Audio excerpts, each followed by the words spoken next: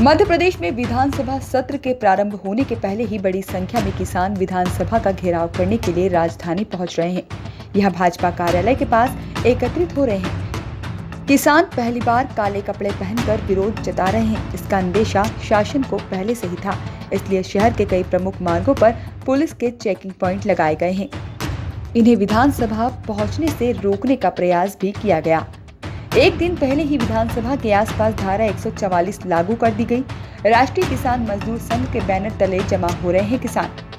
इधर प्रदर्शन और कई रास्तों पर पुलिस की रोक के कारण अब राजधानी में आम लोगों की परेशानी बढ़ सकती है। इसी तरह एक बार बड़ी संख्या में किसान राजधानी में पहुंच गए थे। 2 दिन तक शहर पूरी तरह से जाम हो गया था। हालांकि पुलिस इस बार इस तरह के किसी भी स्थिति के बनने से इनकार कर रही है, लेकिन इतनी बड़ी संख्या में किसानों के प्रदेश भर से यहां पहुंचने की पहले से ही न तो पुलिस और प्रशासन को जानकारी दी गई और न ही पुलिस को इसकी कोई सूचना दी गई।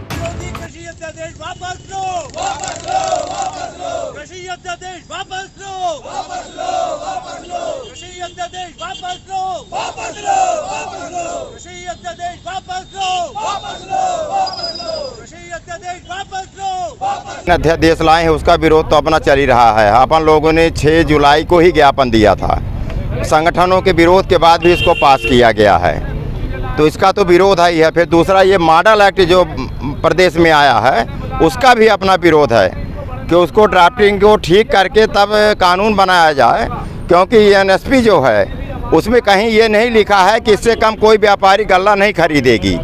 व्यापारी तो स्टोरेज करने का था, उसको भी इन्होंने छूट दे दिया है। अब व्यापारी सस्ते दाम पे किसानों का गल्ला खरीदेंगे और स्टोर करेंगे, और जब वो महंगे दाम पे बिचेगा तो ना तो उपभोक्ता का फायदा मिलेगा ना किसानों को मिलेगा। एक बार अगर उपभोक्ता को भी अपना उससे राहत मिले तो अपने को चलो हमको नहीं मिल रहा तो कम से कम उपभोक्ता को। इस्तीफा भी दिया उन्होंने, भी इस्तीफा इसलिए दिया, उन्होंने कहा कि हमने 900 पेज का पढ़ नहीं पाए।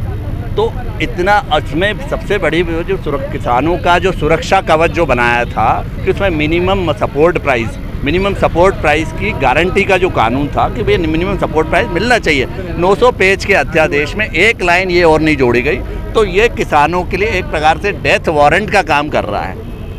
ये धीरे धीरे ये मोदी जी और जो बीजेपी की कुल मिला के चाल है कि अपनी जिम्मेदारियों से किसानों का की जिम्मेदारियों से प्राइवेटाइजेशन करना, दूसरी तरफ जोड़ना, जिससे कि उनकी जो जिम्मेदारी जो बनती है उससे वो पीछे हट जाएं।